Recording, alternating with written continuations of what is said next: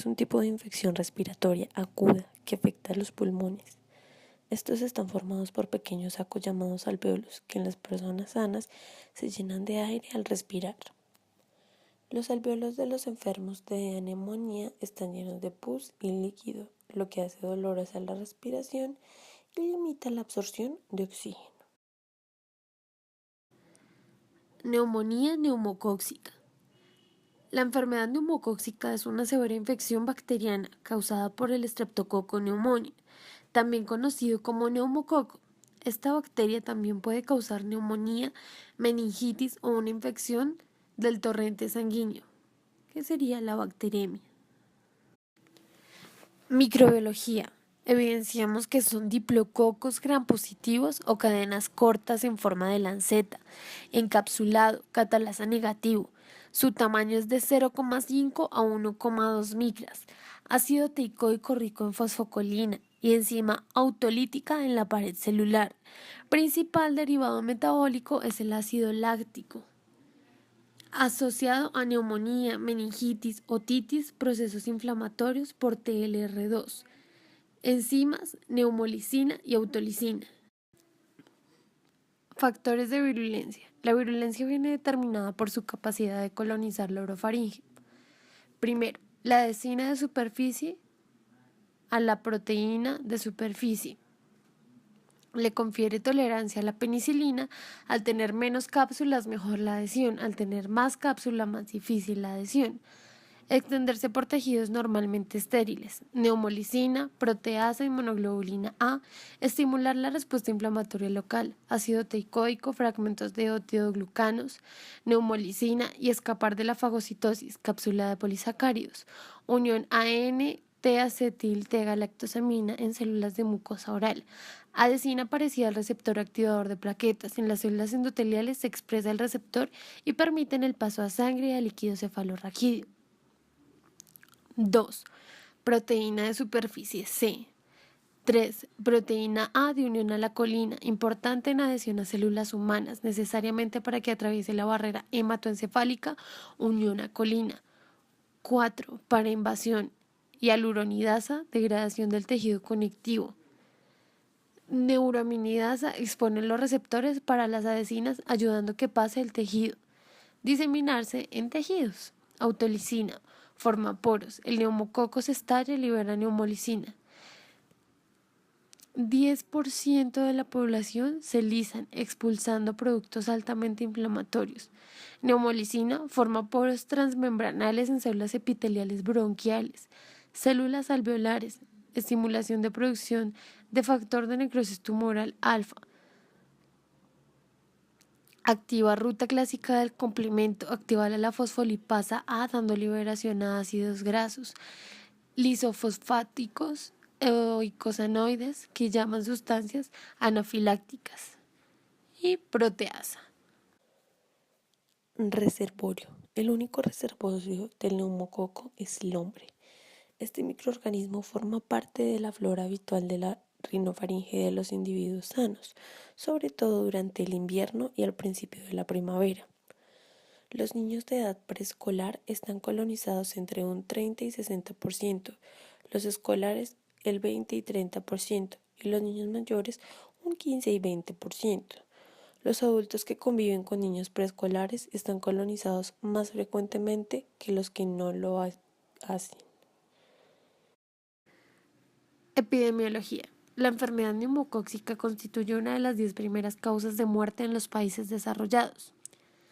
La infección neumocóxica es la causa de 40.000 muertes anuales en Estados Unidos, cifra superior a la de cualquier otra enfermedad bacteriana prevenible con vacunas. Se estima que del 15 al 30% de todas las neumonías son debidas al neumococo, siendo el agente etiológico más frecuente de las neumonías de origen comunitario.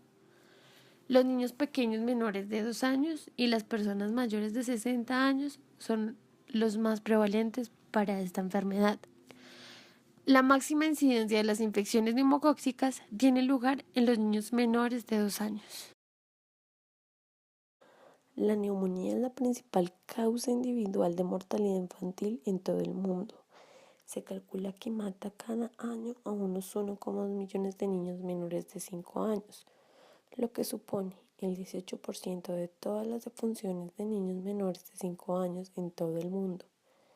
La neumonía afecta a niños y a sus familias de todo el mundo, pero su prevalencia es mayor en el África subsahariana y Asia meridional.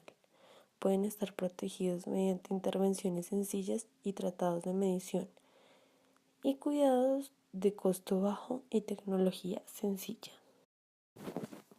Neumonía típica y neumonía atípica. Neumonía típica febril de inicio brusco, tos productiva, dolor torácico pleurítico, consolidación al examen físico, radiología con condensaciones alveolares, etiología neumococo, hemófilos influenza, bacilos gram negativos. Neumonía atípica, subfebril insidiosa, tos seca, polimialgias, cefalea, sin hallazgos a la exploración física, radiología con patrón intersticial. 5 estados para neumonía típica. El primero, de 0 a 4 horas. Fagocitosis inefectiva por los macrófagos y escasa liberación de citoquinas. Cápsula y neumolicina. Predominan factor de necrosis tumoral alfa, interleuquina 1 beta, interleuquina 6 en pulmón y suero. Segundo, de 4 a 24 horas. Multiplicación del microorganismo en los alveolos y migración de neutrófilos al pulmón. Aumentan los niveles de factor de necrosis tumoral alfa, interleuquina 6, interleuquina 1 beta y leucotrienos. Tercero, de 24 a 48 horas. Ocurre daño alveolar y además regeneración de neumocitos tipo 2 que proliferan y generan tipo 1. Bacteria pasa a sangre y los niveles de factor de necrosis tumoral alfa, interleuquina 1 beta disminuyen en pulmón. Cuarto, 48 a 72 horas. Incremento de la actividad neumocítica y linfática, liberación de óxido nitroso en el tejido alveolar, bacteriemia, leucopenia y trombocitopenia. Quinto, de 72 a 92 horas. Proliferación bacteriana, altos niveles de óxido nítrico y daño en el pulmón. Fisiopatología. El neumococo puede llegar al parénquima pulmonar a través de la inhalación de microgotas, por aspiración de secreciones respiratorias o digestivas, por diseminación hematógena y por contigüidad. El término neumonía incluye cualquier enfermedad inflamatoria del pulmón en la que algunos o todos los alveolos están llenos de líquido y células sanguíneas. Esta enfermedad comienza con una infección en los alveolos. La membrana pulmonar se infla y se hace muy porosa, de modo que líquido e incluso eritrocitos y leucocitos escapan de la sangre hacia los alveolos. Así, los alveolos infectados se llenan cada vez más de líquido y células, y la infección se propaga por extensión de las bacterias o de los virus de unos alveolos a otros. Finalmente, grandes zonas de los pulmones, a veces lóbulos enteros e incluso todo el pulmón, se consolidan, lo que significa que están llenos de líquido y desechos celulares. La neumonía, las funciones de intercambio gaseoso de los pulmones disminuyen en diferentes fases de la enfermedad. En las primeras fases, el proceso neumónico podría estar localizado solo en un pulmón, con reducción de la ventilación alveolar, pero manteniéndose un flujo sanguíneo normal a través del pulmón. Esto da lugar a dos alteraciones pulmonares principales. La primera es la reducción del área superficial disponible total de la membrana respiratoria y la disminución del cociente ventilación-su-perfusión. Manifestaciones clínicas. El inicio de las manifestaciones clínicas de la neumonía es brusco y consiste en un cuadro de escalofríos intensos y fiebre mantenida de 39 grados centígrados a 41 grados centígrados. Con frecuencia, el paciente presenta síntomas de infección respiratoria vírica entre 1 y 3 días antes del inicio de la identidad. La mayoría de pacientes tienen tos productiva con esputo hemoptísico. Generalmente presenta dolor torácico pleurítico, cansancio generalizado al hacer actividades físicas. Los pacientes generalmente se recuperan con rapidez tras la instauración de tratamiento antimicrobiano adecuado y logran la curación radiológica completa en un plazo de 2 a 3 semanas. Los factores de defensa del huésped son la flora normal, las barreras físicas, la filtración aerodinámica, epitelio ciliado, aclaramiento mecánico, tos, estornudos, movimiento mucociliar. Se considera el más importante el barrido mucociliar. Las células de defensa son las células epiteliales, el tejido linfoide, los macrófagos alveolares. Las secreciones son moco, lisocinas, complemento, sulfactante, lactoferrina, transferrina y fibrolectina. Factores de riesgo. Factores en niños. Variaciones clínicas, hacinamiento, contaminación ambiental, vacunación con baja cobertura, uso inadecuado de los antibióticos. La mayoría de los niños sanos pueden combatir la infección mediante sus defensas naturales, pero los niños inmunodeprimidos presentan un mayor riesgo de contraer neumonía. El sistema inmunitario del niño puede debilitarse por malnutrición o desnutrición, sobre todo en lactantes no alimentados exclusivamente con leche materna. La presencia previa de enfermedades como sarampión o infecciones de VIH asintomáticas también aumentan el riesgo de que un niño contraiga neumonía. Los factores ambientales también aumentan la susceptibilidad de los niños a la neumonía.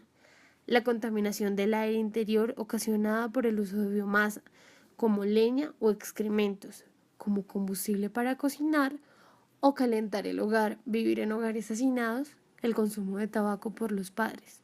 Esto también ocasiona neumonía. Complicaciones de la neumonía. Encontramos intratorácica, respiratorias y no respiratorias. Dentro de las respiratorias, el derrame pleural, el absceso pulmonar, atelectasias, neumatóciles, pioneumotórax, fístulas, bronquiectasias y edema pulmonar. En las no respiratorias, insuficiencia cardíaca, miocarditis, pericarditis, mediastinitis y adenopatías mediastinales. Dentro de las extratorácicas, hilio paralítico, sinusitis, dilatación gástrica, sepsis, shock, focos típicos a distancia, meningitis, artritis y otitis. Diagnóstico. Para ello nos podemos basar en los siguientes. Radiografía de tórax, que nos permite confirmar la sospecha o determinar complicaciones asociadas. El esputo se debe tomar al ingreso antes de iniciar tratamiento y posterior a enjuague bucal con agua, hacer un análisis inmediato. La microscopía es muy sensible, al igual que el cultivo de grama, a no ser que el paciente haya sido tratado con antibióticos. Cultivo de esputo. Requiere la utilización de medios enriquecidos con nutrientes agar sangre. El microorganismo es muy sensible a un gran número de antibióticos, por lo que el cultivo puede arrojar resultados negativos que los pacientes sometidos a un tratamiento parcial. Identificación prueba de solubilidad de la bilis y sensibilidad a la optoquina. En el diagnóstico diferencial podemos encontrar varias, como la neumonía bacteriana, la neumonía vírica, la neumonía por aspiración, la embolia pulmonar, la neoplasia pulmonar, la bronquitis obliterante, el absceso pulmonar, la tuberculosis y la neumonitis alérgica. En el tratamiento, la penicilina es el fármaco de elección para las cepas sensibles, aunque las resistencias son cada vez más frecuentes. Fluoroquinolonas o vancomicina, combinadas con ceftriaxona, se utilizan en los pacientes alérgicos a la penicilina o para el tratamiento de las cepas resistentes a la penicilina. Pero tenemos varios grupos. El grupo 1, un macrólido, una tetraciclina. Si hay resistencia, se emplea ampicilina, cloroquinolona, masulbactam o cefalosporinas de tercera generación. En el grupo 2 encontramos cefalosporinas de segunda generación o betalactámicos más un inhibidor de las betalactamasas. En el grupo 3, cefalosporinas de segunda o tercera generación, betalactámico más un macrólido. En el cuarto grupo, la cefalosporina de tercera generación o imipenem o fluoroquinolona más un macrólida.